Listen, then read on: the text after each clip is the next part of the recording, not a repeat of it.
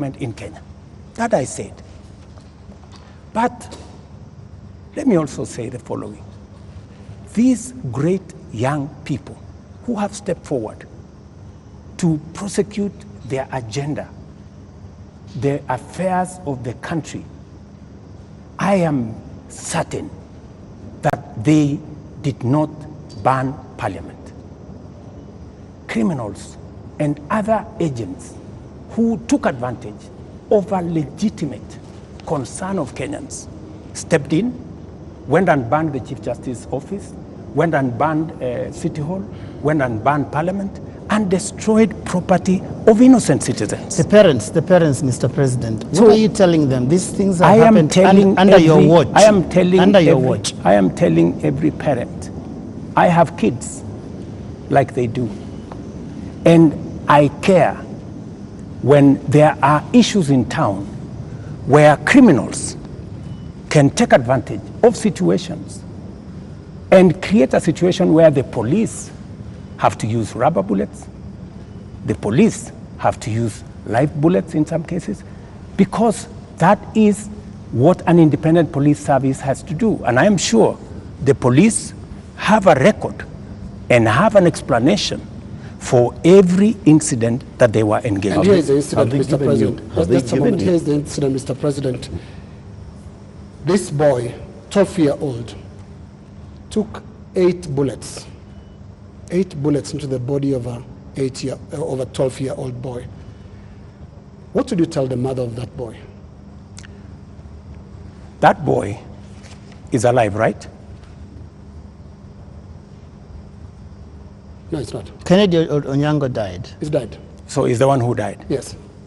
So you're not talking about the person who was shot with rubber bullets? No. No. Yeah? Shot with bullets 8 times. Let me tell you. Yeah. In Ngong, this is the situation in Ngong, right? In Ngong, there was an incident where the police were overpowered by criminals. They took firearm from the police. They used that firearm against people.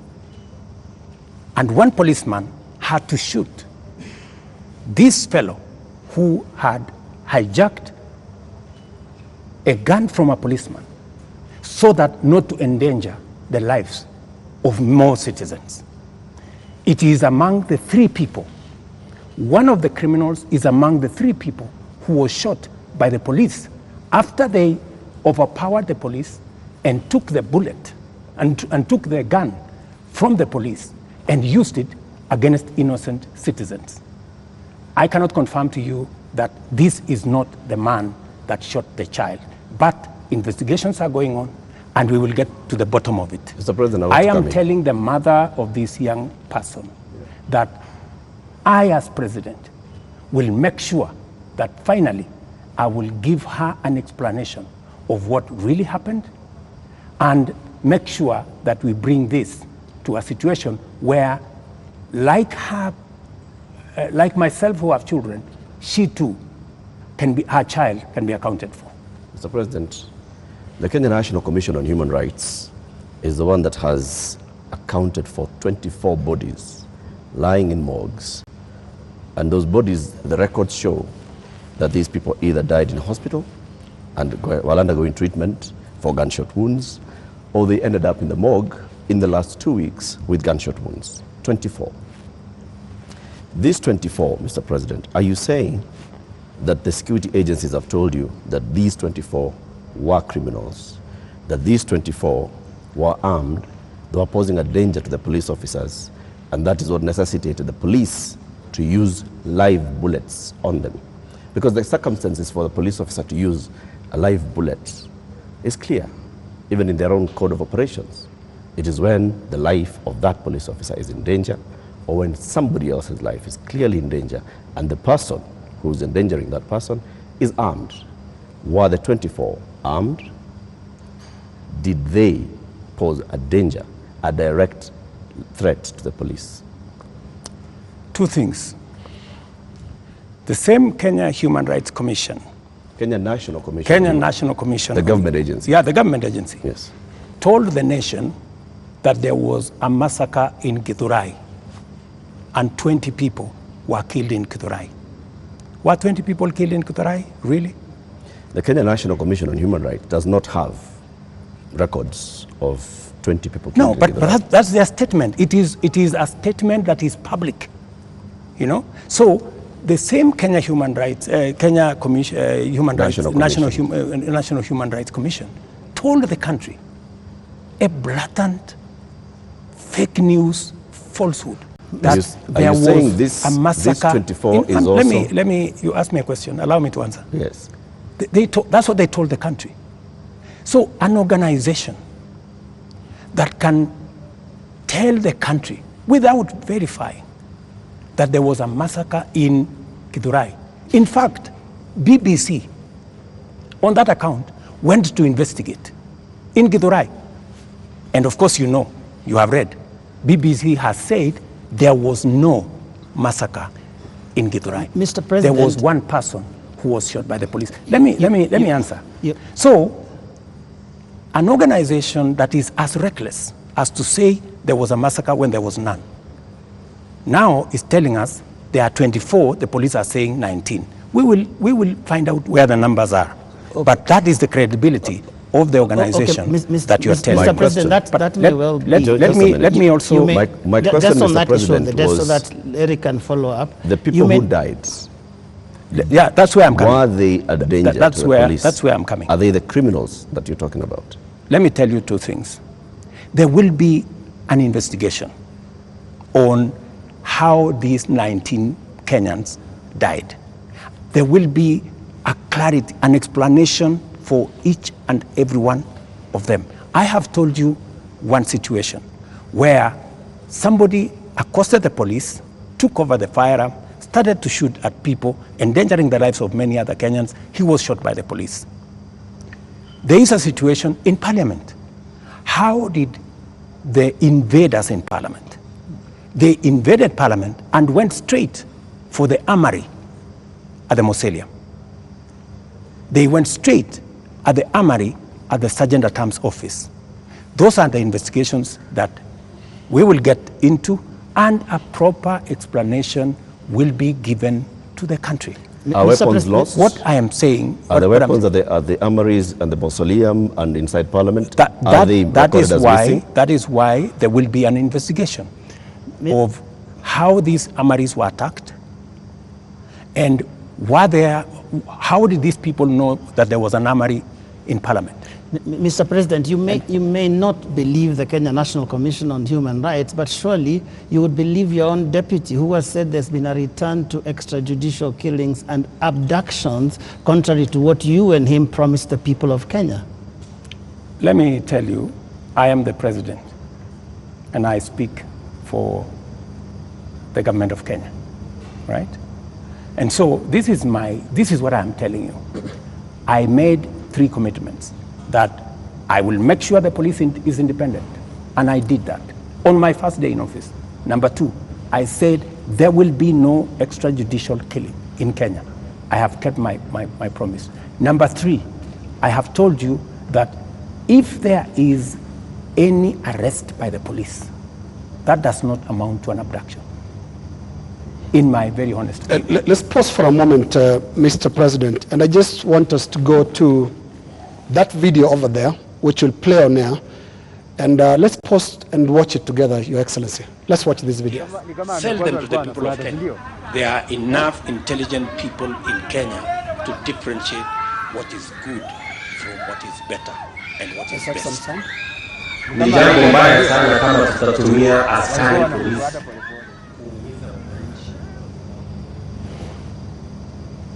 wako na maoni tofauti ya kisiasa.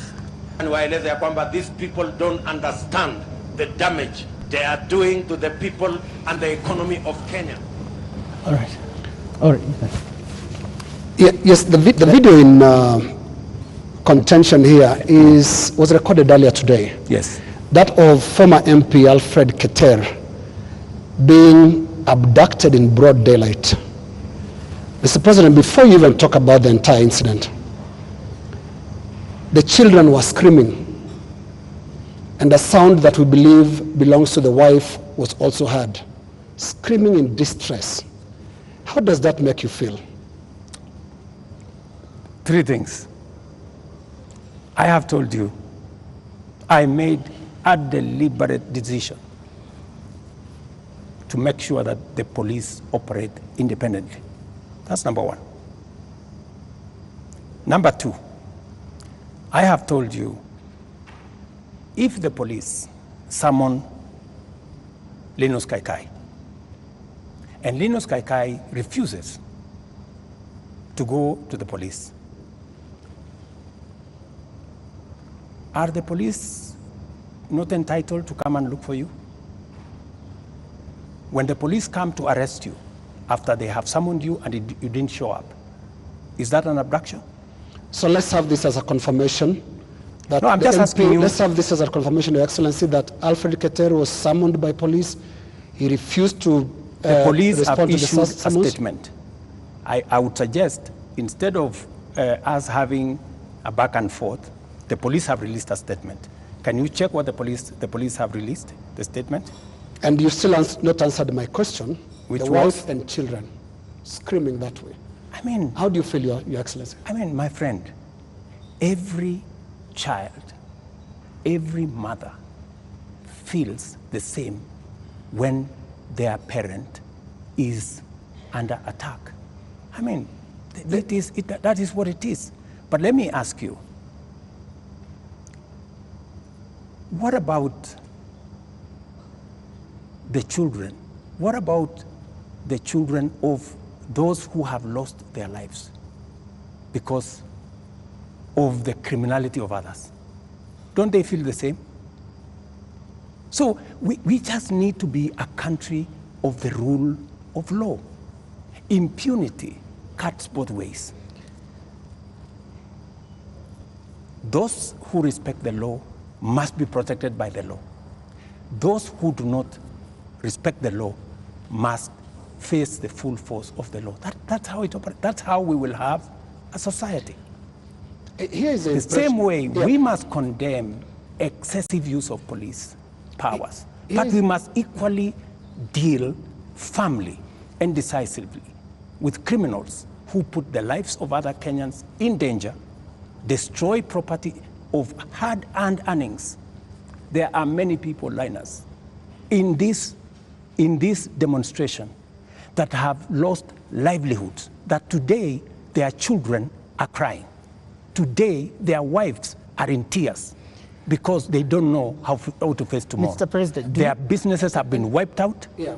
Their incomes have been destroyed.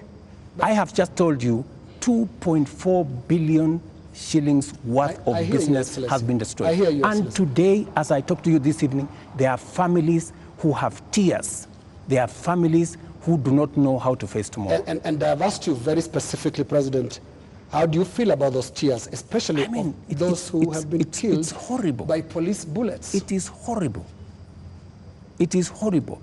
When you find a situation where people are grieving, whether they are grieving because their parents have been arrested, or they are grieving because their hard-earned earnings of many years, monies there, I have on my phone, people who are saying, I borrowed money. My whole loan has been wiped out. My whole barbershop has been destroyed. My whole hardware has been looted and burnt. And they are in tears. So I must equally work with the police to protect all these citizens. And it cuts both ways, Linus. It cuts both ways. Using the rule of law. Absolutely. Let me take you to just step by step. Absolutely, the rule of law. The rule of law says. The rule of law requires the police to investigate a matter, to, when they have sufficient evidence, present that to the ODPP.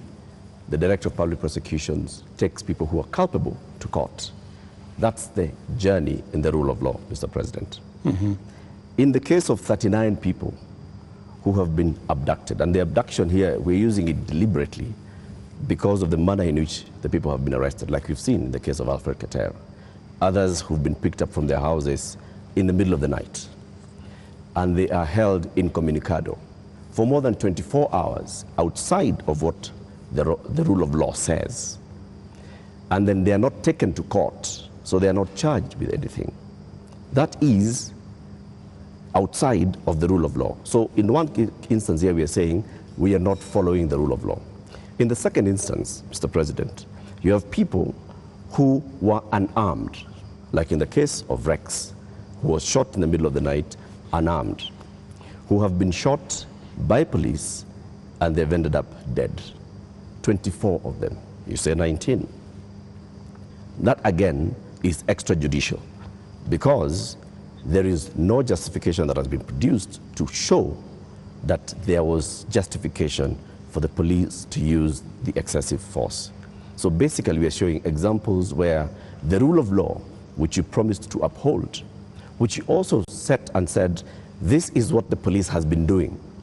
And you said, Mr. President, as you took office, that the problems with the police service also are going to the top, the leadership of the police service.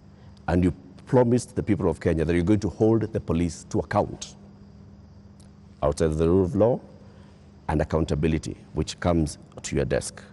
Are you holding the police accountable for 39 people abducted, for 24 people killed, for 627 people arrested and not charged, for 431 people injured by live bullets, rubber bullets, tear gas canisters, police batons? Latif, as I have told you, we must operate within the parameters of the rule of law. And I agree with you. The police must never act outside the framework of the rule of law. They must do that which only the Constitution and the law allows them to do. And it is very clear that any operation of the police outside the parameters of the law, the police will be held to account. Whether it is holding citizens beyond the stipulated time, but I must be thoroughly clear to you. When police arrest somebody, there is a constitutional timeline which they are allowed by the law to hold that person. 24 hours. That does not amount to an abduction. 24 hours. In my opinion. A case in point is what has just been said here about what happened earlier today. And you guys clearly said in this conference that it was an abduction. I mean, it's just clear now that it is not an abduction. They're not this is an arrest. And the police have come forward to say, this is the situation, we have arrested this person, and it is just good for us to all of us follow the law. And I agree with you, the police must act within the law. But let me ask you one question also, Latif. I have never, in this conversation, which is now 20 minutes in, are you guys bothered about the fact that Parliament was burnt? Are you guys concerned that millions of businesses, of Kenyans, hardworking Kenyans, were destroyed? How do you feel? But it all happened. How do you feel? It all happened under your watch, Mr. President. No, but this is at the end of the day, this is why we are saying you sought to keep us safe. We must be even. You know, we must be even. The police have a difficult job. They have to make sure the peaceful demonstrators are protected. But they also must make sure that the criminals, and when you say criminals, you know, when I said the other day criminals, many people took offense that I was calling the demonstrators criminals. That's not. Families of the dead, Your that Excellency, is not. That's a lot of offense. Family of Rex. Rex was killed in a week when the protesters were very peaceful. The first week of these protests were peaceful. We saw protesters carrying placards and water bottles. Rex was killed on his way out of work. Let me How do you feel? I mean, let me tell you when they hear you say criminals. I mean, are you telling me Rex is the one who burned Parliament? But Rex died without breaking anything. No, I'm just telling you. He died before. Rex There died are criminals who infiltrated and caused mayhem. And in fact, some of the criminals are actually harmed. They actually harmed the peaceful protesters. Many of the peaceful protesters, they lost phones. They were attacked. In fact, some of the peaceful protesters were attacked by criminals, including a clear example of the one I have explained to you, that they overpowered the police, took the gun from the police, and started shooting innocent people. So we must deal with this situation globally. Mr. President, I feel for Rex and the mother. This should not happen to any child in Kenya, especially when they are engaged in a peaceful demonstration. Mr. President, the concern I've heard from the young people, because I've been speaking to a lot of them, and they said they haven't heard you. In the two statements, actually there are more now because you have spoken in other settings apart from the two addresses you gave. They haven't heard you address them. They haven't heard you talk to these parents. They haven't heard you acknowledge that there were people who were shot by police in circumstances that did not warrant that. Are you saying you haven't seen anything that bothers you about how police responded to these protests? I am very, and in my first statement, I clearly said that innocent lives were lost. In my second statement, I said the same. There were innocent lives lost. But also equally, as a person who is responsible, I must think about those who are suffering because they were innocent, but I must also be concerned about those who are suffering because criminals cause them immense harm. And that is the balance that I need to be able to lead a country. I must protect everybody. I must protect the protesters, and I must be concerned about their lives.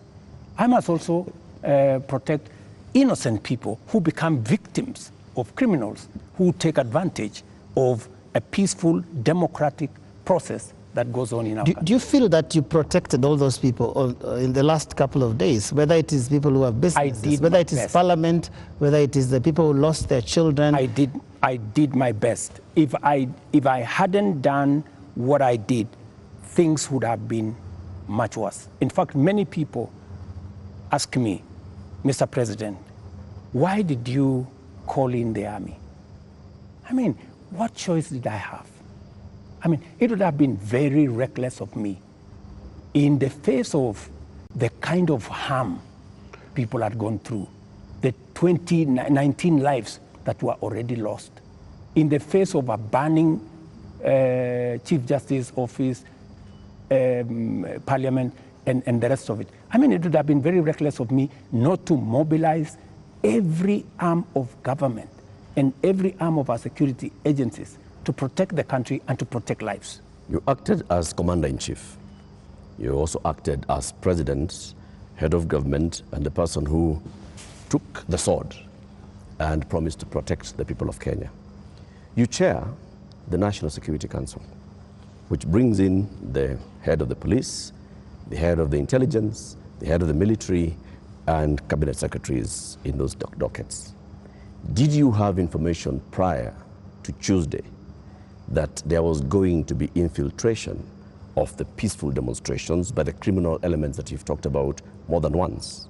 And if you did, what did you do about it? We had information, and that is why we prepared in the manner in which we did. If we hadn't prepared in the manner in which we did, we would not be counting 19. We would be counting different numbers. Okay. And I am telling you that the level of mobilization by criminals was heavy. In fact, many of the peaceful protesters, many of the young people, very well-meaning young people, left the town by 10, maybe 11, because they realized, and in fact you could hear them in their zelo. They were saying, guys, this is not our group. Let us go. Let us leave. You could hear them. It was in public domain that the peaceful demonstrators all of a sudden realized that the whole thing had metamorphosed into criminality. So there are criminal elements that basically hijacked. So Tuesday, Wednesday, Thursday, Friday, Saturday, it is Sunday. Mr. President, how many people are in custody on account of this? Those who you said they conducted treasonous activities, there were criminal elements. They you will see them in court tomorrow. How many people are in custody? You will see them in court tomorrow. The police know what I have a, you know, a ballpark brief by the police that they have enough people. They have actually, because in Kenya nowadays, you cannot commit crime and get away with it. Those who attacked Parliament are on CCTV. Those who attacked the judiciary are on CCTV. Those who attacked everywhere, those who destroyed people's shops are on CCTV. Many of them are on the run, but we will catch them. Similarly, Your Excellency. Are the funders similarly, Your and Excellency. in Similarly. So to your question, so the police are at it. Because if we don't deal with impunity, we will not have a country. Now, similarly, Your Excellency, you speak of them, protesters being on CCTV.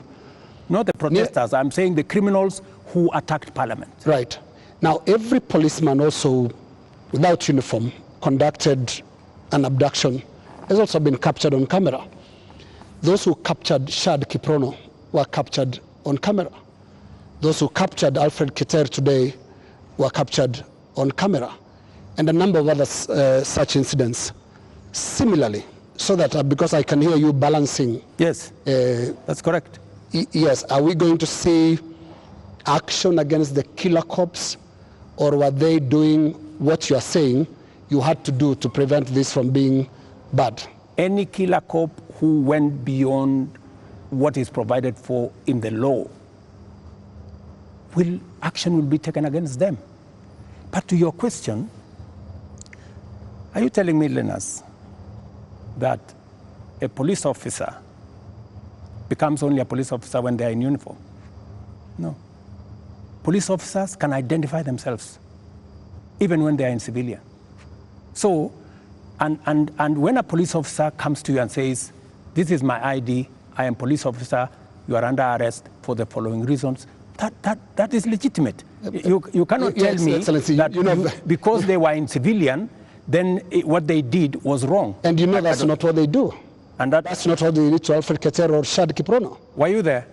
We have the CCTV footage. It's there. I would suggest, Linus, that we be fair to the police as well. Mr. And I have given you my word. Any police officer who does anything beyond the provisions of the law know the consequences. Just as any citizen who also participates in actions that are outside the law, they also know the consequences. And it is our responsibility to make sure that security agencies act in accordance with the law. As citizens, we act in accordance with the law so that we can have a law-abiding, rules-based, rule of law-based country. As things stand now, Mr. President, are you satisfied with how the police handled this whole matter? I think the police have done the best they could. If there are any excesses, we have mechanisms to make sure that those excesses are dealt with.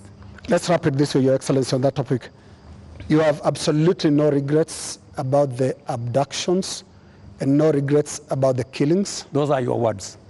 Those are not mine. They're also your deputy's words. Don't put words in my mouth. They're also your deputy's words, and he's part of your government, because it's so scary, Mr. President, sitting there and telling the whole country that from this moment on, we should not believe what your deputy tells us about the state of the nation until you speak. Yet we all thought that you're part of the same government. Don't inject my deputy into this conversation. I think it is not fair, since he's not here, to tell you in what context he said whatever he said. I think it is not proper to discuss the deputy president here, and he's my deputy. Please let me deal. But have you asked him that you had a press conference? Let me deal with the issues as they are now. I think being personal and going that direction does not help. I wish this was personal, Mr. President, but it's a really serious national issue that right after you spoke, your deputy told the whole world that he was informing us that extrajudicial killings and abductions had returned to this government that he's part of. How surely can that be personal, Mr. President? I am sure that if you interview the deputy president, he will answer that appropriately. You haven't asked him? You can take it from me that extrajudicial killing will not be part of an administration that I run. I can say that without any contradiction. Yes, in the interest of moving this conversation forward, Your Excellency, I want us to look into the last 2 extraordinary weeks that this country has had. Protests that you called tribeless and some of your aides call leaderless. But protests that are led by young people who are unhappy with how you've run this country for the last just under 2 years now. But the question they have as they look at you and watch as you speak today, Your Excellency, do you get it? I get it. Let me tell you, my good friend Linus. What we are facing today is not a product of 2 years. What we are facing today is a product of many years. We've had a problem, a youth bulge, a demographic challenge as a nation, which we have ignored for very long. For the first time, I have decided that I am going to be deliberate, I am going to be intentional on tackling the challenge of young people and unemployment in Kenya. First time, there is an administration that thinks about the young people. Let me give you 3 examples, maybe 4. Well, let's keep it within the 2 weeks, please. No, it's okay. It's the 2 weeks. Yes. But don't look at the 2 weeks in isolation. The young people we have in the street did not happen in the last 2 weeks. They were not born when I became president. They were not jobless when I became, they did not become jobless when I became president. But I want us to... These are young people who over the years, we have close to 4.5 million young people who are out of school, out of college, with degrees, certificates, diplomas, without jobs. And that is why I have done 4 things. Number 1, when I pushed the housing program, it was not about the houses, it was about the jobs. Today, as I talk to you, Linus, we have 160,000 young people working in different parts of Kenya under our housing program. In Mukuru here in Nairobi, and I challenge you, Linus, to go there tomorrow, there are close to 4,000 young people working who were jobless. Number 2, I have a whole program on digital jobs. I was in Ruto now, with the MP for... just allow me. Allow me to interrupt you. No, allow me. There are risks on both ends of this interview. No, you told me about Your Excellency the young people. Talk about the last 2 weeks. The young people are saying, you don't get it. You don't understand what they're talking about. Now, what is the trigger here? They're saying there was this conversation about the finance bill that your government, until the other day, could not listen to anybody. It's not about the housing project, it's about listening. They are saying yours is not a listening presidency, and yours is not a listening government. How best can I listen to the young people of Kenya if I am not addressing their issues? And that is why I want to tell you, Linus, these young people, what is their biggest issue? They have talents. They have gone to school. They have no jobs. That is the problem. And I am addressing those issues. Housing is one of them.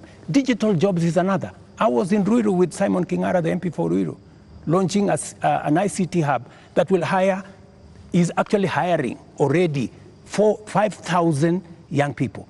Our whole plan, including what was in the finance bill, was to increase CDF by 10 billion shillings to roll out ICT hubs in every ward in the Republic of Kenya, so that we can hire young people, train them, put them on digital jobs. I have a third program on export of labor. Mr. President. I have a fourth program on manufacturing, to be able to create more opportunities for the young people of our country.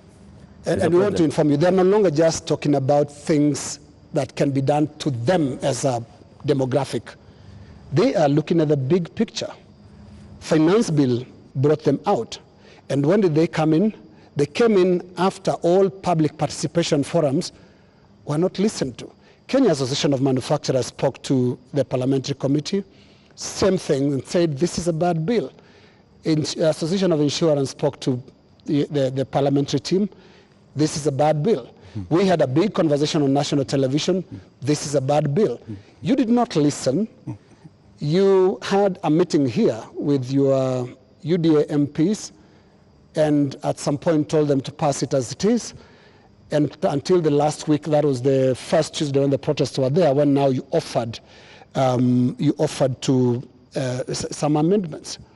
They're saying you're just not listening, and it's not about them, it's about the big picture issues, and we'll come to them, including the question of corruption, which is not really a youth thing. Indeed, Mr. And just to add on to that, Mr. President, been more Mr. President, I just want to come in your analysis. I just want to add on to that, Mr. Because I want to add on to because that. let me just finish it. It's the same question. It's the same question. Mr. President, if you went into all the X spaces where the youth are speaking, if you looked at the demonstrations and what they were saying, the placards they are carrying, none of them has talked about we don't have jobs. None of them have talked about the housing jobs are not enough for us. None of them have talked anything about what you have mentioned. So it's not that they are not seeing about the jobs.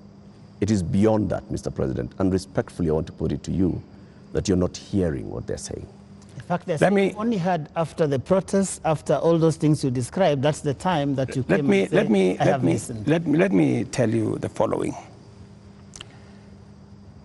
The rejection of the finance bill, and this goes to what Linus has said, that we didn't hear anything. Let me tell you, the process of a finance bill, in fact, you know, many people believe in Kenya that the finance bill is an invention of William Ruto.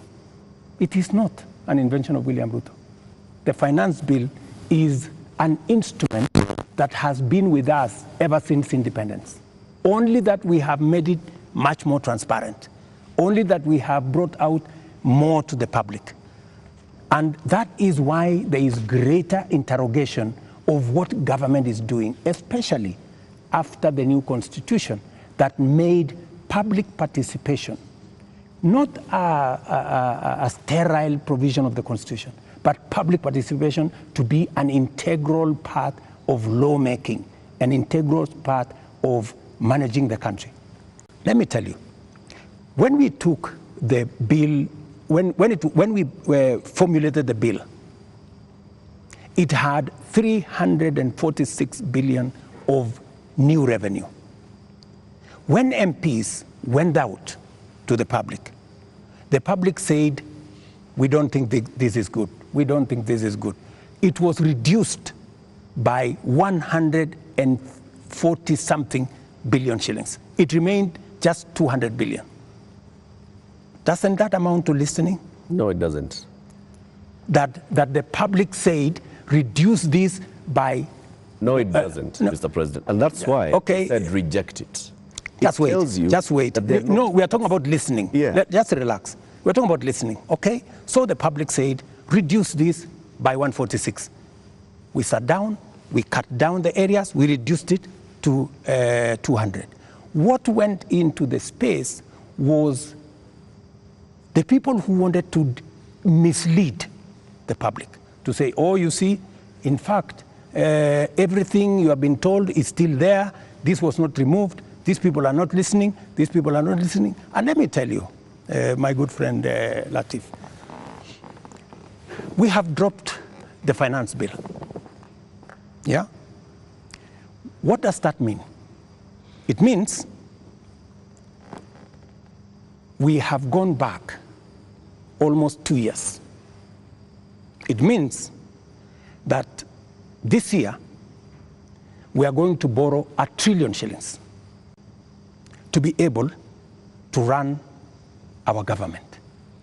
That's what it means. I have been working very hard to pull Kenya out of a debt trap. Mr. President. Let me just allow me, because you know we need to contextualize this finance bill. It is easy, Joe. It is easy for us as a country to say, let us reject the finance bill. That's fine. And I have graciously said, we will drop the finance bill. But it has huge consequences. It means we will not confirm the JSS teachers, 46,000 of them.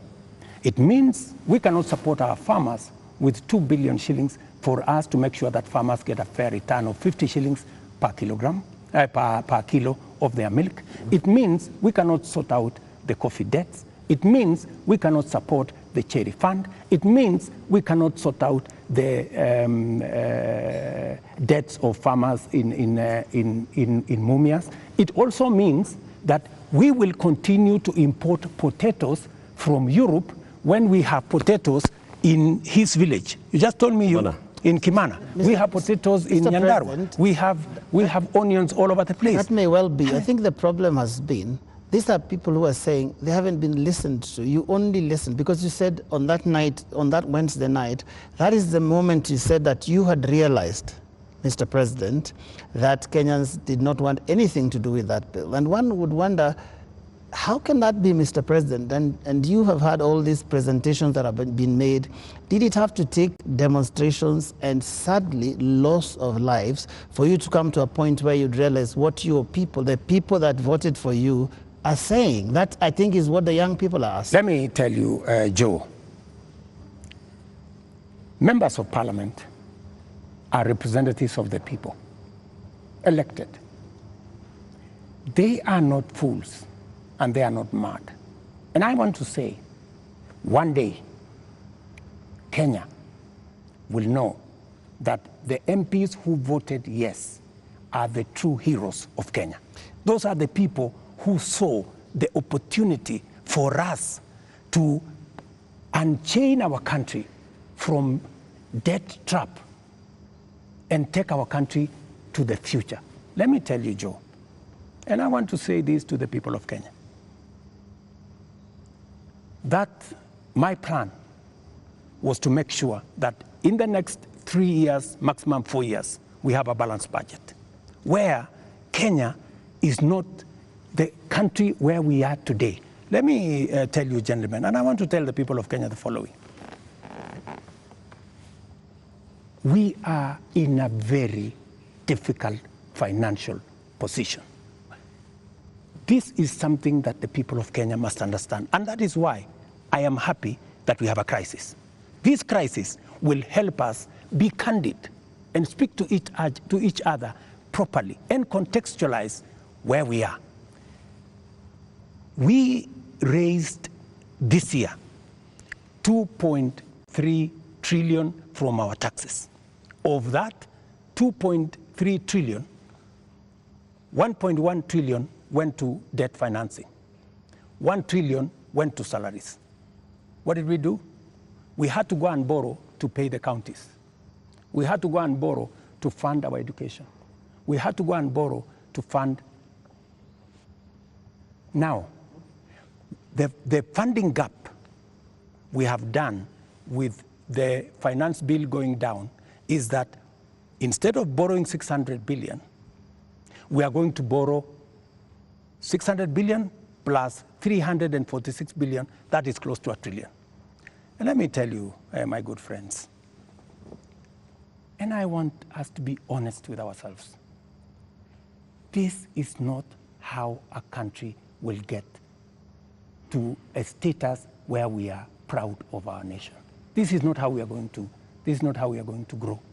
And that is why, Linus, this situation, this crisis is a very important inflection point that we can sit together, assess. Let us agree. And I have no problem. Let us agree. Yeah. Do we continue borrowing? and let me give you the statistics. When in 2013, Linus, just allow me 1 minute, please, with a lot of respect. Okay. In 2013, the debt stock of Kenya was 1.8 trillion. For 10 years, that increased 5 times to 11 trillion, 10 point something trillion. We built a lot of roads. We connected a lot of electricity. We did many things in 10 years. But we were doing it on debt. Today, we don't have the luxury to borrow because we have reached the limit. And today, let me finish. Today, all the money we borrowed from 2013 is maturing. That is why the biggest challenge that we have as a nation is that we are spending 1.1 trillion every year of taxes we collect from ordinary Kenyans to pay debt, and not the whole debt. That's interest alone. Yeah. Interest principal comes to 1.8 trillion this year. So, my good friends, and yet you want to tell me, William Ruto, don't collect domestic taxes. Go borrow more money. No, Mr. President. That's not what they're saying, President. And What is the alternative? Yeah, and I just wanted to come to one. No, what is the alternative? Just help me there. Yeah. Because there are only two things you can do.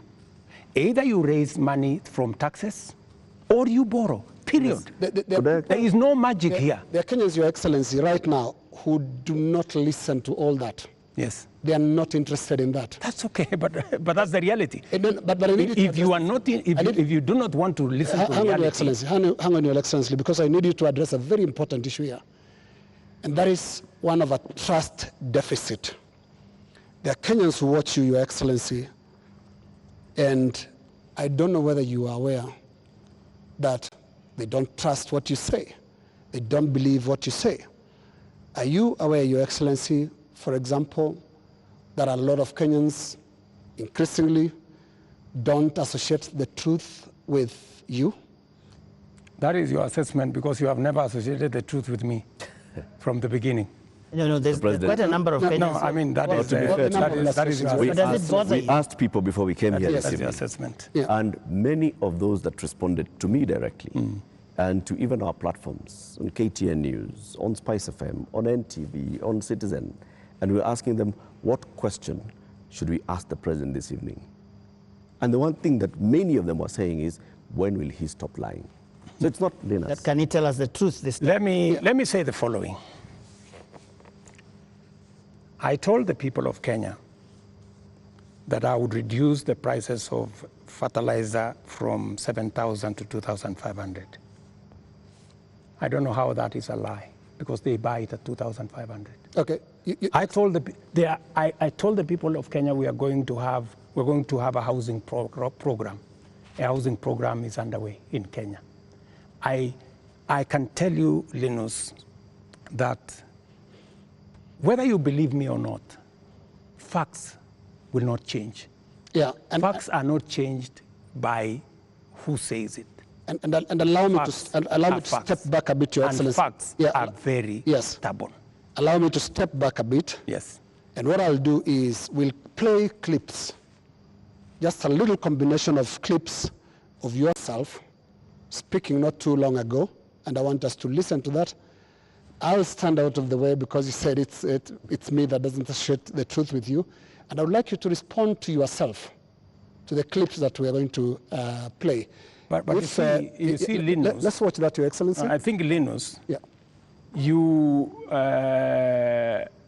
don't bring clips that are in a biased way. You select maybe something that has not happened. No. Can you be fair and select clips across the board?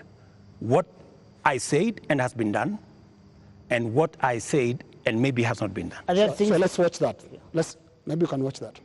Waeleza ya kwamba these people don't understand the damage they are doing to the people and the economy of Kenya. Kwa hii taxes wanaongeza usiku na mchana. Na mimi nataka niwaulize watu wa hapa Manga, tafadhali, mkiona tumesimama hapa mbele yenu, tunawaambia ya kwamba tutengeneze hiyo serikali inakuja ambayo inaelewa lugha ya mwananchi wa kawaida. If you have good ideas, Why do you need the police? Why do you need blackmail? Why do you need intimidation? If you have better ideas, sell them to the people of Kenya. There are enough intelligent people in Kenya to differentiate what is good from what is better and what is best. Ni jambo mbaya sana kama tutatumia askari polisi kuumiza wananchi wasio na hatia eti kwa sababu wako na maoni tofauti ya kisiasa. I agree with that. It is not fair to use the police to harass citizens who have a contrary opinion. And that is perfect. That's what they're accusing you of. I still believe that. That's what they're accusing you of. But you don't tell me that... What is the problem with Alfred Keter? Yeah. Is that a contrary opinion? No, it's not a contrary opinion. I mean, the police have said why they arrested him. It is not because of me. I didn't give any instructions. I didn't even know what was going on. Let me tell you, Linus, I am a very clear-minded person on what I say. When it is the police, I have said, many of the people who opposed me, many of the people who were very scared about what I would do when I become president, even the people who did worse things against me, I have never gone after them because I don't believe in settling political scores using the power of state or using the police. Let me also say the following. When I talked about the taxes that I was on the campaign trail, yes. I was addressing in the campaign trail, it was very obvious that when at that time we were in subsidies, that did not make sense. It is because I removed the subsidies and I changed and put production support. That is why today the price of unga has come down from 240 to 100, because I changed the model. I changed the configuration, and it is giving us results. But are you aware, Mr. President, that the thing, perhaps apart from now the police brutality that people associate you the most, is the issue of taxes? I'm sure you know the name they call you. You've actually talked about it even yourself. This guy that they want to come down. Let me tell you, my good brother, Ageo. When I came into office and I assessed the situation, and it was no longer possible for us to borrow money, I had to be honest with the people of Kenya. I had to tell them we have two options, right? And even as we imposed taxes, we explained, we made sure that there was adequate, elaborate public participation on what it is that we were trying to achieve. And let me tell you the following. I have done the best that I could globally. Today, our country has tremendous respect from many quarters globally because of what I have done. I have raised the profile of our country. Today, I was in Narok, and the tourism numbers in 2022, 1 million tourists. In 2023, last year, 2 million tourists. This year, by God's grace, we will get to 2.7 million tourists because of the profile that I have done for the country. I know somebody will say that, that there is no truth in that, but call the tourism sector. They will tell you themselves that all hotels in Kenya today are operating 80% upwards, which is a new phenomenon in Kenya. I will also tell you that the international community have developed enormous confidence in Kenya. I see people who are saying, why did William Ruto go to China? Why did William Ruto go to Europe? Why did William Ruto go to America? Let me just tell you the following. When I went to China, we got money to be able to put equipment in 70 of our technical training colleges. Today, the contract has been signed, the equipment is being manufactured. When I went to China, we got money to build Bostock Dam that has been waiting, that will serve the counties of Bomet and Kericho. When I went to China, We got money to build, we got 30 billion shillings to build roads in Nyandarua, in Kirinyaga, in 8 other constituencies in Kenya. That's why I went to China. When I went to America, we got a $1 billion facility to be built in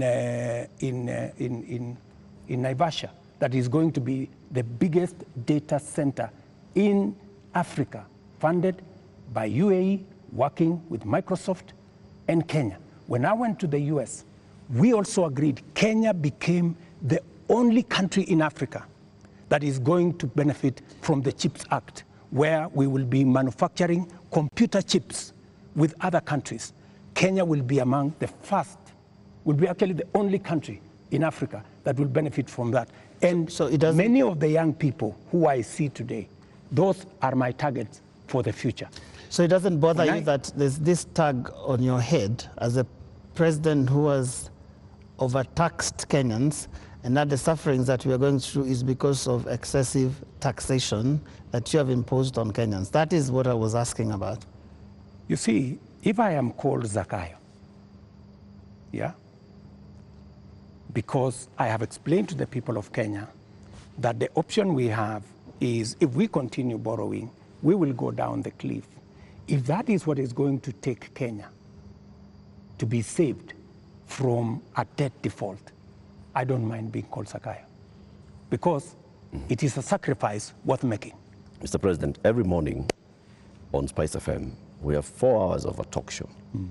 And many times we ask people, even those who come to the show, to tell us what is it that the nation is saying when we are seeing people out on the streets. And many of them, even when we said that we were coming, you have invited us to come and have this conversation this evening, they said, tell the president that he's tone deaf. And we ask why and how.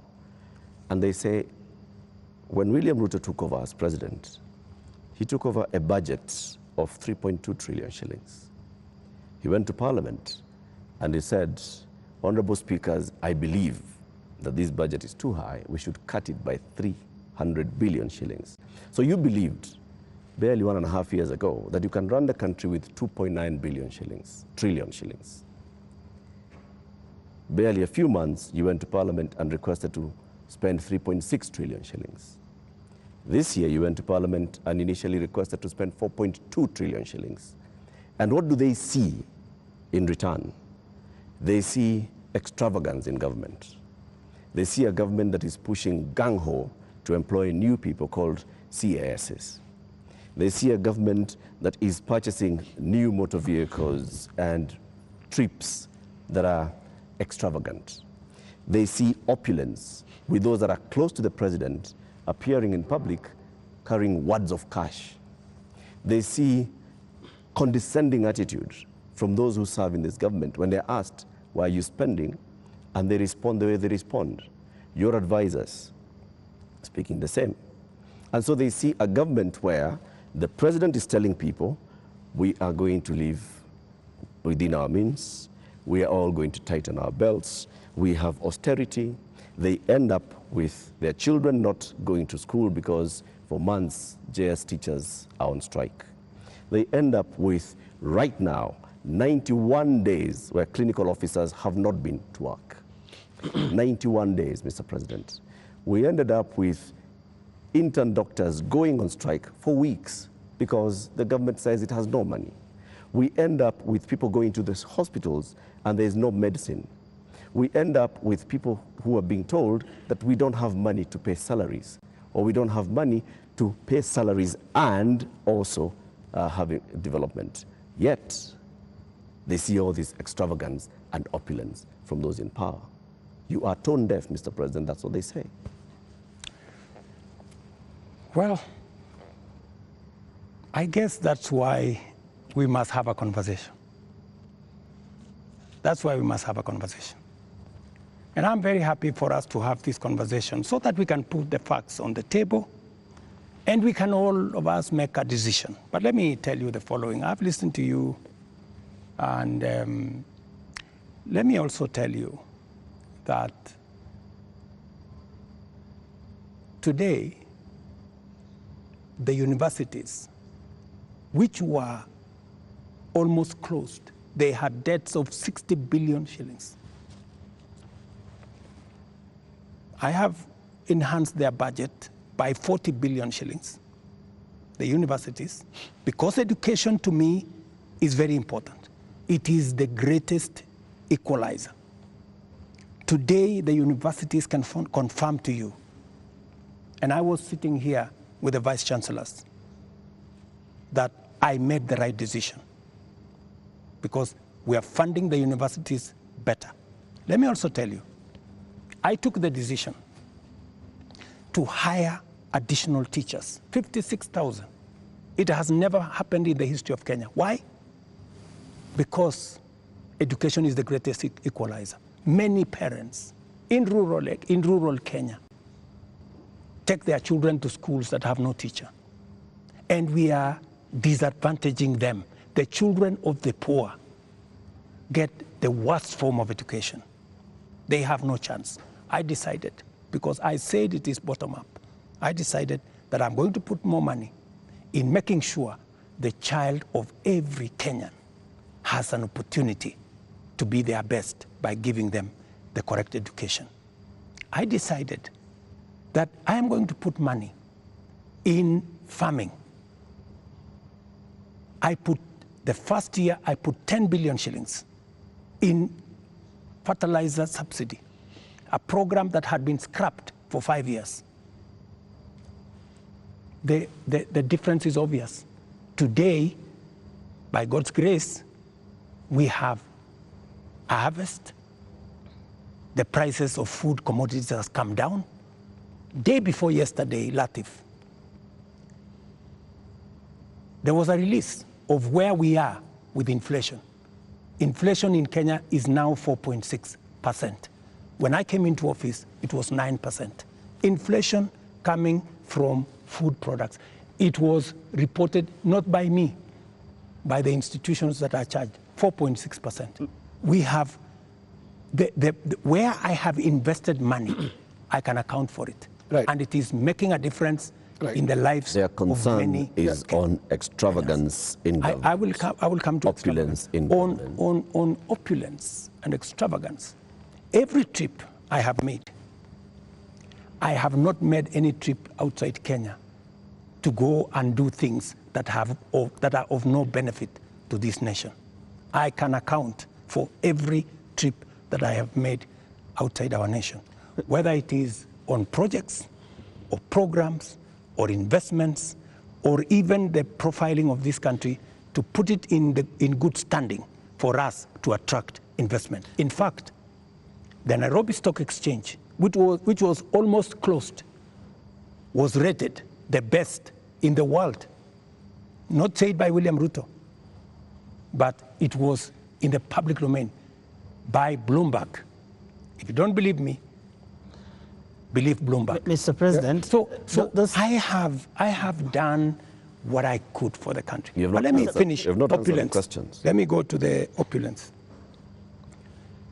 And let me be very clear that the display of insensitivity is a statement that has come to me, and is a sentiment that has come to me, and you will see something very different going into the future, whether it is coming from my staff, whether it is coming from this office. And I know people have raised issues of CAS, for example. I deliberately, even after Parliament had approved the position of CAS, I have not appointed any CAS because I realized that we were in a situation that we could not. And no CAS will be appointed until we have an economy that can support more opportunities. I know citizens have said that there is no need for the office of the First Lady or Second Lady. Third Lady. These are offices that were there.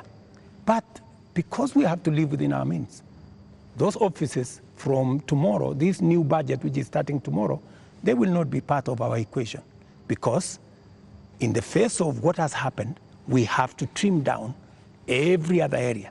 And in fact, not just those, many other spaces are going to be trimmed down to reflect the new reality, especially after the finance bill was taken down by myself. When I said we take this down, we are going to cut our cloth. We are going to cut our coat, the size of our cloth. We're going to reduce money going to counties. We're going to reduce money going to the judiciary. When I came into office, the judiciary was getting 18 billion. Today, they are getting 25 billion. But it was because I believed in the rule of law. I believed that we needed to do something about making sure that our judiciary has resources, because Kenyans were telling me directly, justice delayed is justice denied. Will you I cut have the size hired of your government? The highest number of judges under my administration, because I believe that Kenyans must deserve justice. Will you reduce the number of ministers, ministries, or state departments, or advisors? That is an area we are going to target and cut down, because it is the reality we have to face. Mr. President, when things like this happen elsewhere, this is a whole finance bill that's been taken down. Correct. You have people who have been advising you on financial matters. You have people who have been advising you on political matters, listening to the people. You have advisors who have talked down at Kenyans, who have called them spoiled kids, KFC, Java, and whatnot. And you have people who have been around you talking into your ear with regard to some of these things. And many people have ventured to actually say that this amounted to a vote of no confidence. Is there going to be some kind of shakeup that actually acknowledges that this is not where we should have been, and therefore, I am sorry, Kenyans, and this is what I'm doing about it? Because short of that, how are we to know that we will not find more of the same? Watch this space. There are those who have said, now that clearly there are many people who have lost confidence in Parliament, there are those who have lost confidence in you, that maybe the way to regain the legitimacy is to go to an election. There is no provision. You know, we are a country of the rule of law. Yeah? We must, whatever it is that we do, we must keep it within the parameters of the rule of law. And we cannot take what has happened over the last 2 weeks or thereabout and say we are going to abrogate our constitution. I think we will be going towards anarchy. And I don't think that is where we want to take our country. There is a demand on me as president, and I have said, because of where we are, because of what has happened, there is going to be a thorough cut down on many things, whether we are talking about allowances, maybe even we should have a conversation around salary. We had a meeting here with MPs, and even them, they are persuaded maybe it is time to ban Harambes so that we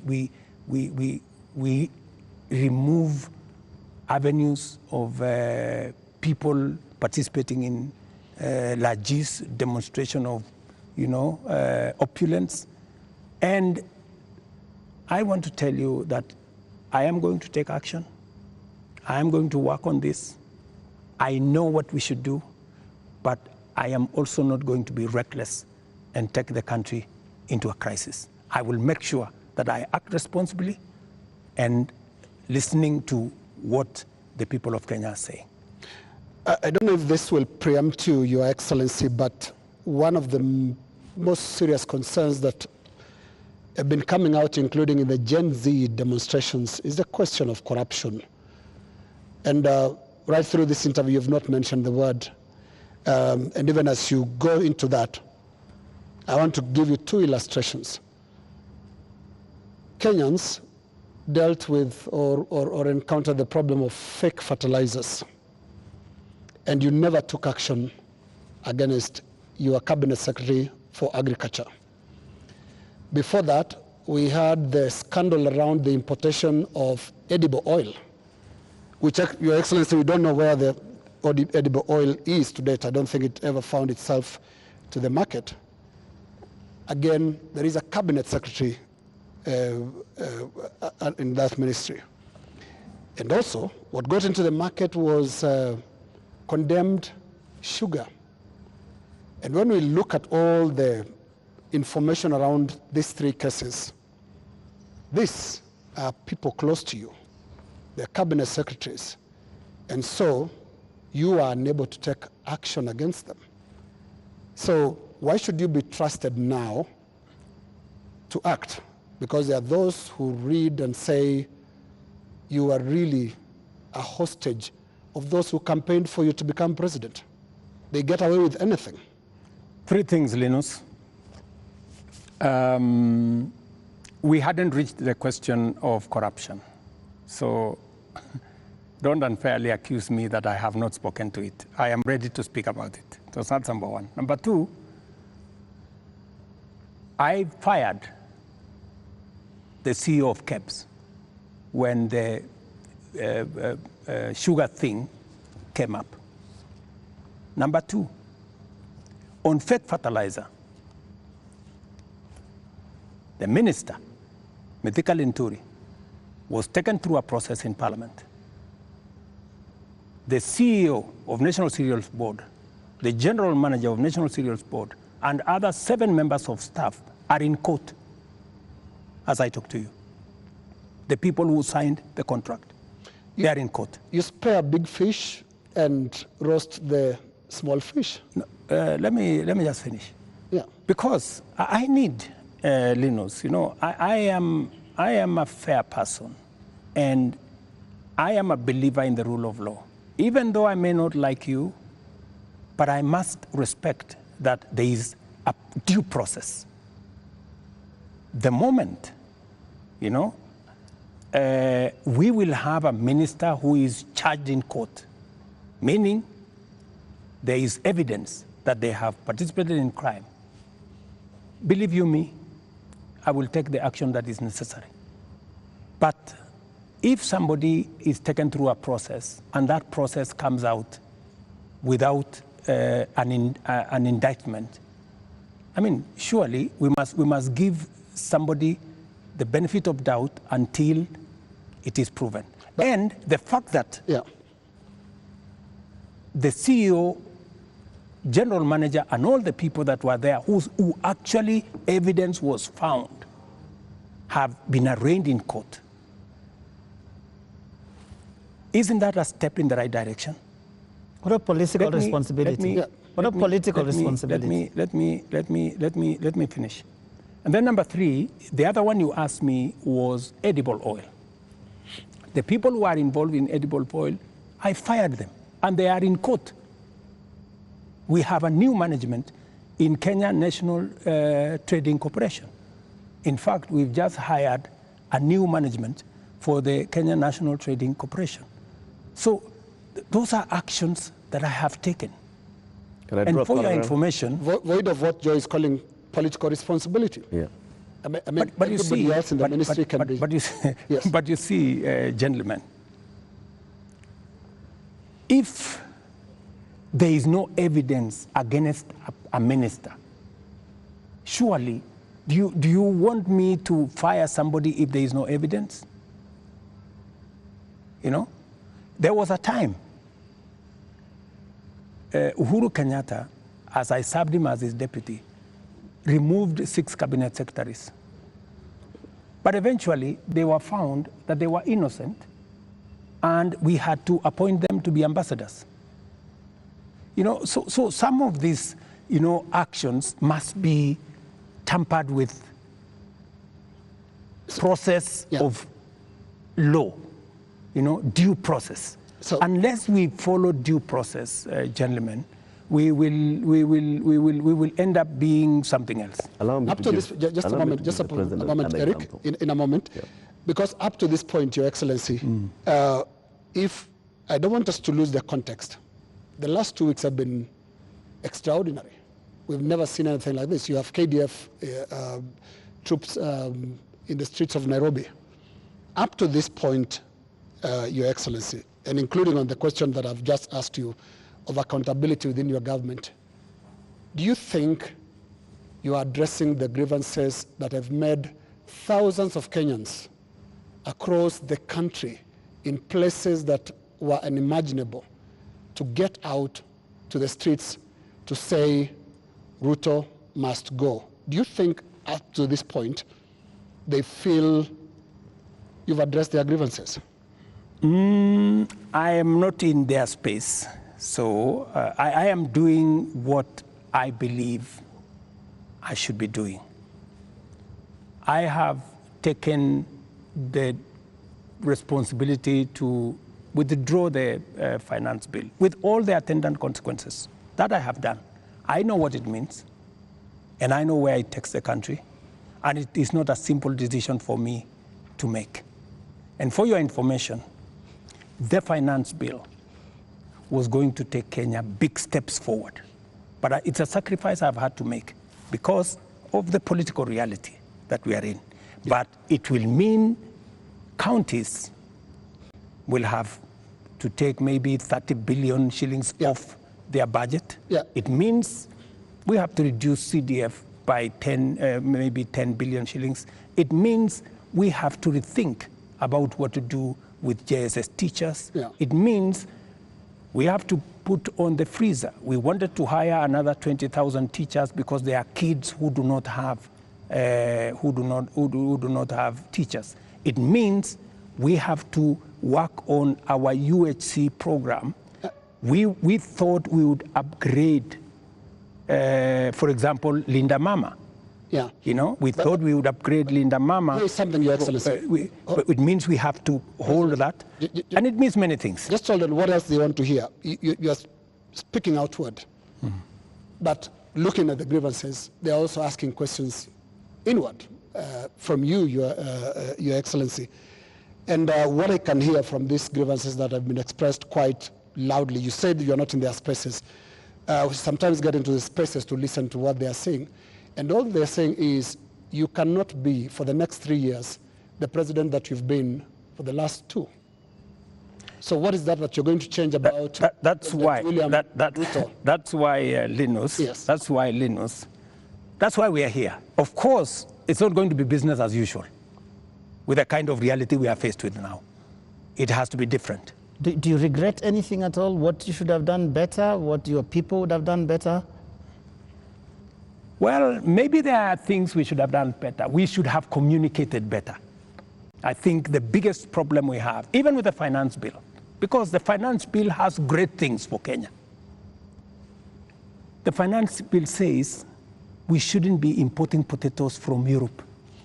The finance bill says we shouldn't be importing onions or eggs from Europe. The finance bill says we should be growing our own industries. We should be manufacturing diapers in Kenya. We have 10 companies doing that. We should be manufacturing all those things in Kenya. We should be expanding our manufacturing capacity. That is what finance bill was talking to. But I am sure we will recover that when we have explained. The biggest challenge that I regret is that we didn't communicate better. Maybe we failed in explaining to Kenyans what the finance bill was all about. Because I promise you, if I am given a chance to explain to the people of Kenya what was in the finance bill and what the finance bill would have done for this country, every Kenyan would have agreed with me. But my regret is that they would say you were here, Mr. President. They said you would have explained. We didn't explain ourselves better. Maybe my communication team failed. Maybe I'm sure my communication team failed. Our communication architecture did not deliver, did not get the message out to the people of Kenya. In fact, if you look at what people were saying, they were saying, for example, there is a matter of land on the finance bill. There was no matter of land in the finance bill, not even a single line. And it is on that basis that people rejected the finance bill and many other things that were not in the finance bill. Now, communication is about words, Mr. President. Let's go to the deeds, because when you see what Gen Zs are doing, for the first time in the history of this country, we've had protests on the altar of the Holy Family Basilica, because the young people of this country are telling you the political culture, which you've been part of having politicians speak in church, converting the platforms into, converting the pulpit into campaign platforms, must end. So I'm not hearing you addressing and looking more inward into this whole picture that the Gen Z is painting. They're not just talking about some of those things that you're raising. On that, Linus, I have even had an occasion to speak to church leaders here. On that, on matters of politics on the pulpit, I am 100% aligned. We shouldn't be using pulpits in churches or in any other places of worship to prosecute politics. It is not right. And I agree, we need to change that culture. We need to change the culture of Harambee. Harambee started as a noble exercise. It supported many people to go to school. It supported many people to deal with the challenges of medication and hospital bills. But I think it has been stretched. It bred corruption? It has stretched too far. And I think it's time, corruption? as a country, we must stop corruption. We must stop Harambees, because it is occasioning and it is breeding, if I may say, corruption. Yeah, because when your aide of a much lower pay grade donates 20 million shillings to a church fundraiser, there is something fundamentally wrong. And that is why this conversation is necessary, so that we can stop it. Conversation, Mr. President. On Wednesday, you said you are hearing that there's what the Gen Zs are saying, and you're going to initiate a conversation.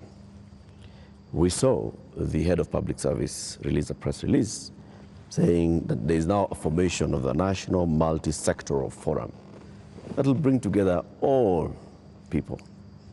And you started having conversation with church leaders. The Gen Z, upon seeing this, are saying, we did not ask for a conversation. We asked for action. So what action is going to precede this conversation? Because the conversation is another talk. It reminds people of the NADCO talks, the BBI talks, IPPG talks that just happen and they just don't end. And people are saying, we want action, Mr. President, right now. Okay, we will participate in action, in conversations maybe later, but for now, now, Mr. President, yes, what's the action? I promised that I will engage the young people. Yeah, I promised. I was just making good my promise. And I promised a multi-sectoral forum, and that's what I have put out. I also promised that these are some of the topics I want us to discuss. I want us to discuss debt. I want us to discuss taxation. I want us to discuss unemployment. I want us to discuss corruption. I want us to discuss these issues. And it was a suggestion, and I am open. I am hearing that the young people are saying, we don't want a multi-sectoral forum.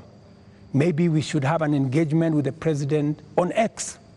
And I am open to having an engagement with the young people on a forum that they are comfortable with. You're ready to go digital? If they want me to engage with them on X, I will be there. At this point, Mr. President, do you think you know what the young people want? I have many young people in my house. Are they telling you all is well? The same ones that are in all these other spaces. And they want an engagement. They have ideas. They have suggestions. And I am open. If what we are doing on the digital space, on the housing program, on the export of labor, on manufacturing. If they have suggestions, I am open to those suggestions. They can improve, they can change, they can make new suggestions. And I also have a responsibility as a father, you know, because these are our children. I have also a responsibility to guide and to listen to them and to tell them, yes, on this, I agree. For example, on let's not have a spouse's office. I agree. Let's not have CASS for now. I agree. Let us not have advisors. Advisors. We will agree. Let us not have churches being a space for politics. I agree. So many of these areas, we need to even have a conversation. If we are paying 46% of our revenues for salaries and wages, when the legally established space should be 35%. That is why I started a conversation with Salaries and Remuneration Commission. We must deal with the issue of wages and salaries so that we bring them down to 35% and leave more money for our development. That is a conversation I am very happy about. When? Mr. President, it's been 2 weeks. It's been 2 weeks of you saying every day we are going to have a conversation. We just you know what they say on social media? I say they call you the president of tutafanya, tutatenga, tutafanya, tutarudi. No, it is always futuristic. But I'm here. You're saying but I'm here. We are going to have a conversation. I said within a week. I gave a timeline. Within a week. Yeah. So within a week we will have agreed on where are we meeting. Are we meeting at the X space? I am ready for that X space. Are we agreeing on this multi-sectoral? I'm waiting to see the suggestions that Kenyans have. I don't want to prescribe any suggestion, but when I give out a suggestion, I expect feedback. I expect people to say, maybe this is okay, maybe this is not okay, and then we agree on a way to move. Mr. President, any of them analyzing what you have actually said tonight on the issue of your advisors, your cabinet, what you're going to do, what Kenyans like to call heads that are going to roll as a result of this national shame, because that is what many people have called it. You have said, watch this space. And here there are all these other things that young people are asking you about. What is that concrete thing that you're telling them tonight that I have heard you? These are the things I've heard you say since all these things started, and this is what I have done. Because you seem to have withdrawn or declined to sign this finance bill rather grudgingly, but not in good faith, having understood what people were saying. You're regretting this thing. You're saying, you guys mutaona, mmekataa lakini mutaona. That is what we're hearing. Let me tell you that I will not lie to the country that putting down the finance bill is going to be easy. I'll not be a leader. I have to be brutally honest. And those consequences, it will start with me. To cut down the budget in my office, to remove what we call austerity, to implement an austerity program that will cut down on unnecessary stuff, unnecessary offices, or offices that we can take down. I am ready to even engage the young people and for them to, because they want an engagement. I too want an engagement for us to agree.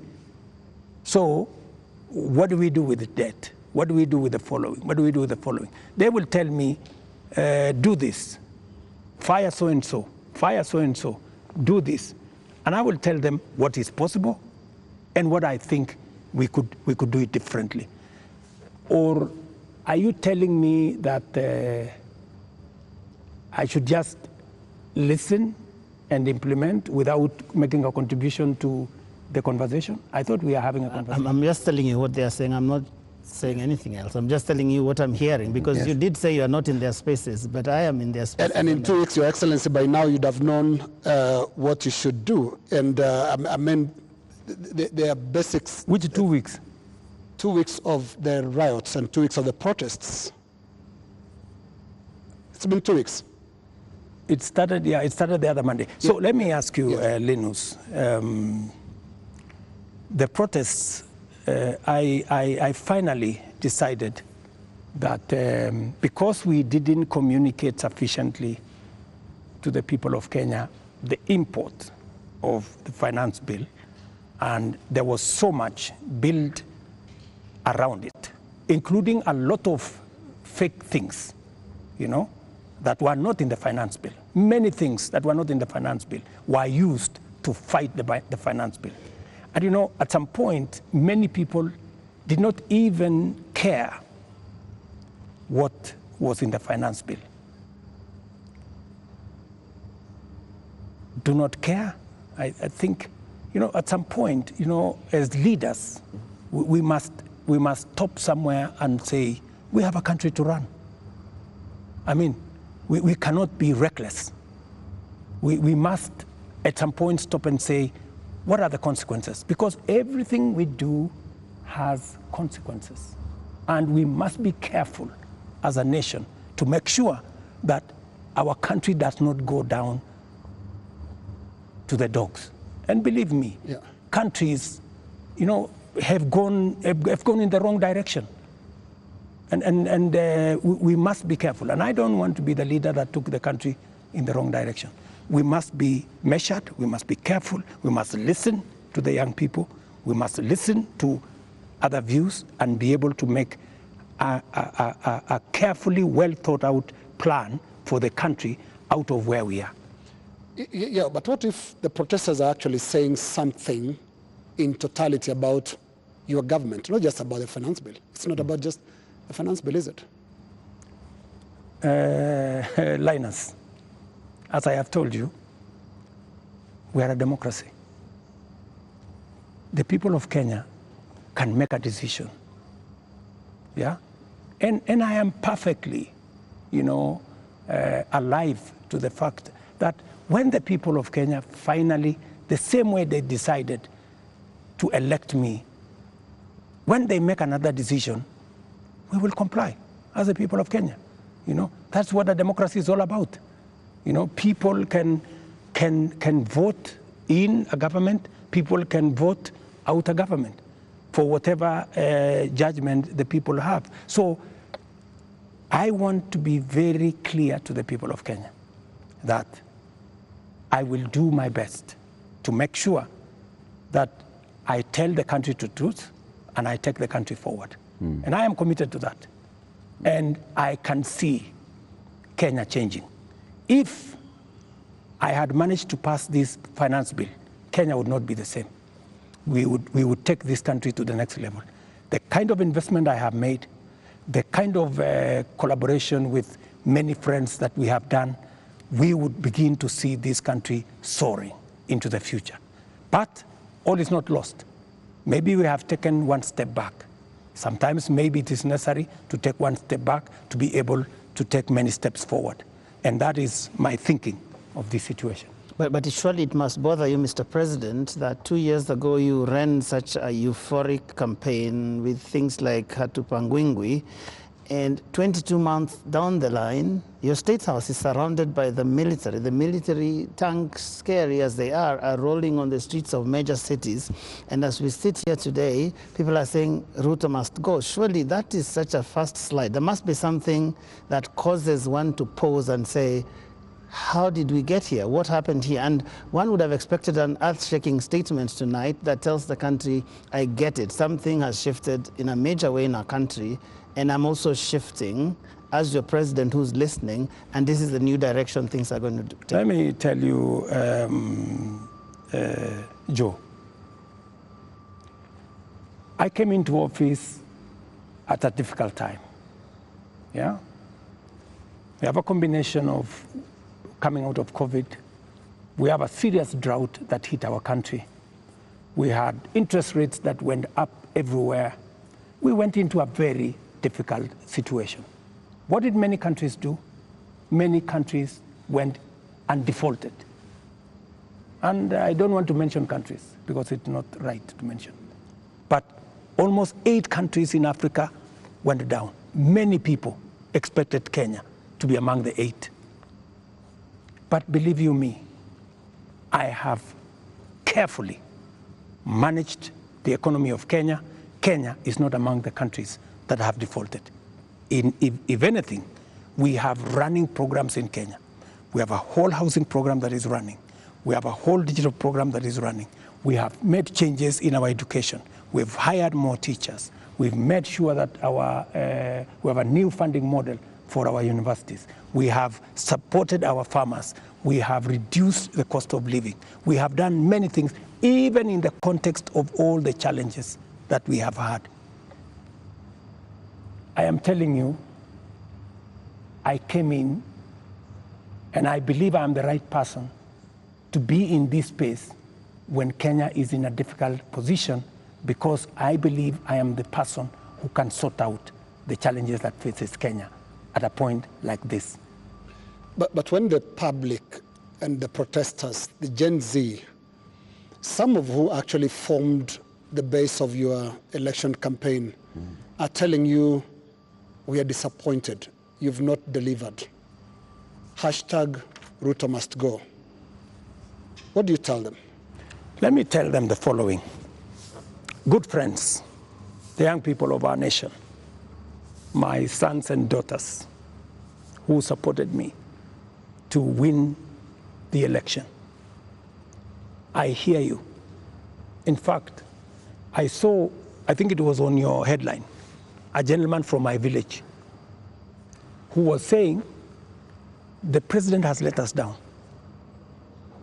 Many children in this village are not getting jobs locally. That is why they are going abroad. Little did he know, my good friend from my village, that the children, the 500 of his colleagues around our village, are actually part of my plan on export of labor. They have actually, I intentionally supported them to leave the country because we got them jobs outside Kenya. So I am telling the young people of our nation to be patient. Our housing program is rolling. We will be hiring more architects, we will be hiring more engineers, we will be hiring more professionals to support our housing program. In the next 2 years, we will have 300, maybe 1,000 people working in that space. Be patient.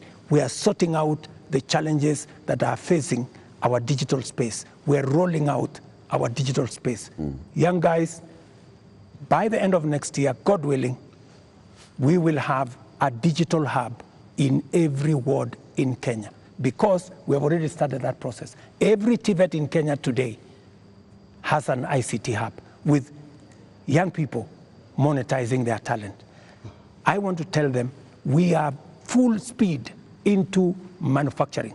That is why we're saying we're no longer importing clinker, we're no longer importing steel, we're no longer importing clinker, we are no longer importing furniture. We are going to stop importing eggs. We're going to stop importing onions and all this, because we want to promote our local manufacturing to be able to create jobs for them. We are no longer going to be importing diapers or sanitary pads from other countries. They are going to be manufactured here. Mr. President, I have worked with the industries to make sure that we create opportunities for these young people. We're going to work with them to deal with the challenge of corruption. We're going to work with them to cut down on government largesse. I am going to make sure that we have a lean government that responds to the reality of where we are as a country. That is what I am telling my good young people. The young people. There's another group of young people. Please speak to them directly. Yes. The young doctors who are in university graduating this year, yes, who are going to look for internship the next year. The young JS teachers who were on strike a couple of weeks ago, who are expecting to be absorbed into full permanent and pensionable contracts this year. The young clinical officers also who are graduating and they expect to go on internship.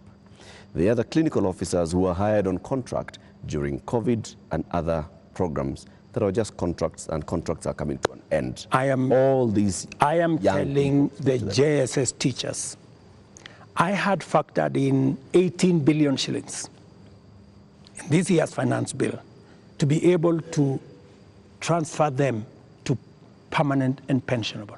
Because in my phone, so many of them have asked me, Mr. President, we came in, we had an agreement that we are going to be interns for 2 years, we will move to permanent and pensionable. Although I don't have the finance bill, I want to tell them, give me a bit of time, let me figure this out, how we are going to do it without the finance bill. We had also put 3 billion shillings for the doctors so that we can be able to sort them out, especially the intern doctors and those who we intended to hire to, under our UHC program. I had put 10 billion shillings on the UHC program under the finance bill. That is now not in the equation. I have to figure out, let them just give me a little time. I'm going to figure it out again because I know and I feel and I made a commitment to them that we will do this. So even in the absence of the finance bill, and even as we cut down on expenditure on many other areas, it is still my commitment that we will see what to do with them so that the job they are doing in teaching our children, in treating our people, do not go to waste. Mr. President, we're almost winding down this, but have you noticed that those young people, they actually have worked out the things that they believe you can take out and still be able to do the important things? Because you seem to have this elaborate plan, and I'm wondering where their views will fit in, because you seem to have this all worked out, but they probably don't want all those things. That is why they have figured out. That is why, you know, part of what I told you, Joe, is communicating, you know, and I hope this time round I find a medium where I can engage, you know, and I am ready to go to this X place to engage with them. And I want to tell them, this is my plan, okay? Tell me how I can make this better. Tell me this is not good enough, you know?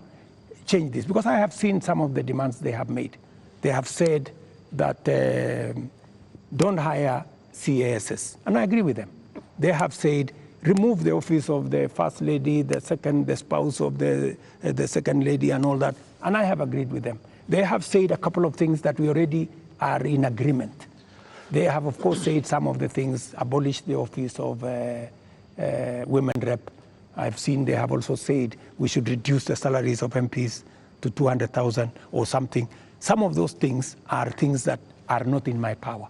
Those are the things that we need to do a whole of society, a whole of nation approach, so that if we are bringing down salaries from 1.1 trillion to 700 billion, that is something I am willing and I am ready to start with my own salary, going down to salaries of others, so that we can all live within our means. Your Excellency, we're now going to our final questions. And my final question will be about the protests and the deployment of KDF, which you did a few days ago. Now, the Gen Z, millennials, and the online Kenyans that are organizing these protests are promising to be back on the streets on Tuesday. What should we expect on Tuesday when protesters, peaceful as some of them have been, turn up on the streets of Nairobi? Do we expect them to be chased away by the Kenya Defense Forces? First, the Kenya Defense Forces will not be on the street. They only come as a last resort. If the demonstrations will be peaceful, I promise you, the police will be there to protect the demonstrators. But the police will also be there to make sure that the criminals, the fellows who come to burn offices, the fellows who come to loot property, will also be dealt with. That is my commitment. We must all operate within the law, and that is what it is. My final question is on the elephant in the room, the elephant in our budget, public debt.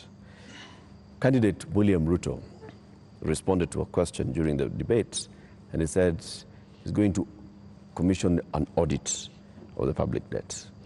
President William Ruto last year responded to the same question and said, it's important for us to audit our public debt. Today's question is when? Public debt is actually a public document where we are as a country. The 10-point-something trillion of our debt is in the public domain. But I am prepared for us to put in forensic experts as part of this exercise so that we can all appreciate, yes, this is what we owe, and then agree, how do we pay? How do we deal with it? In fact, I was in Korea. In fact, Korea, when they had a problem of debt, the whole nation came together. And people contributed gold. Others contributed many things because they wanted to pay their national debt. Maybe we will need that conversation once we are all clear that this is public debt. My question, Mr. President, is when? As soon as we finish this conversation, once we have agreed that this is the way we are going, I will institute the necessary steps to make sure that that debt is audited and it is made public for Kenyans to know this is the public debt. And I'm sure it will not take a month for us to be able to know, what is Kenya's public debt? And then we can take it up from there and go forward. Mr. President, my final question is about your cabinet.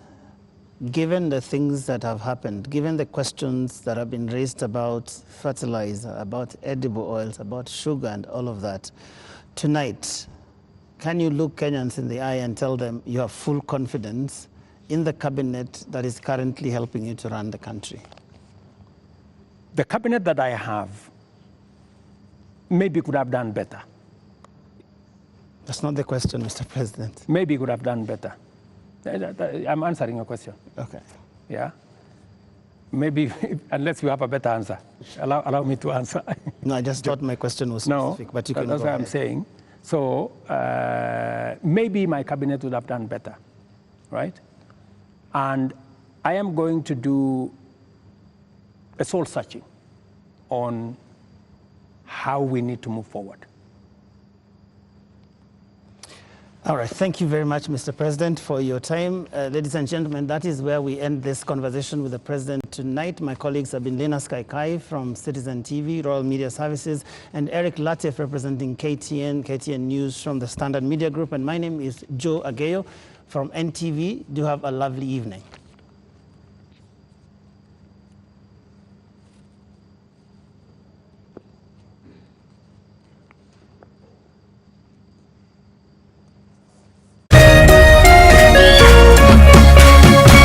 Kameme TV, Muthegi wa Ruriri.